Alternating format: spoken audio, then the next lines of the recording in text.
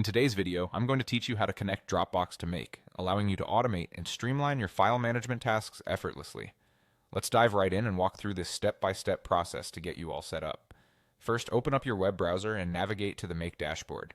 If you're not logged in already, go ahead and enter your credentials to access your account. Once you've landed on the dashboard, look for the option that says Create Scenario. This is where we'll start building the automation that will link Dropbox with your Make account. After clicking on Create Scenario, you will see a search bar. In this search bar, type in Dropbox. This will help us filter through various applications and focus on integrating Dropbox specifically. Once you've typed Dropbox in the search, click on the Dropbox icon, which should now appear as one of the options. Now that we've selected Dropbox, you'll see a list of possible events you can set up. For example, you could choose Search Files folders to create scenarios based on file searches. Click on any event that meets your needs, as this will define what your integration will do.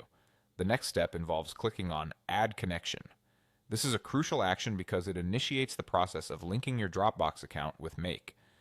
After clicking, a prompt will ask you to save the connection details. Go ahead and click Save on this prompt to proceed. Upon saving the connection, you'll be redirected to another tab for Dropbox.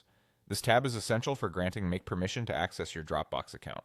Look for the Allow button and click it to permit Make to interact with your Dropbox files and folders. This step is vital for ensuring that the integration works smoothly. Now that permissions are sorted, return to the Make interface. Here you may see some options or checkboxes related to the integration you've just set up. If needed, fill in any additional information or tick the relevant boxes that suit your automation scenario preferences. Finally, don't forget to click Save again. This final save action ensures that all settings and preferences you configured are securely stored and the integration is fully operational. And there you have it, you've successfully connected Dropbox to Make.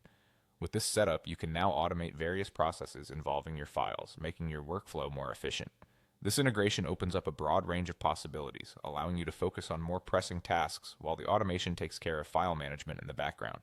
If you found this guide helpful, don't forget to check out more of our tutorials for additional tips and tricks. Thanks for watching.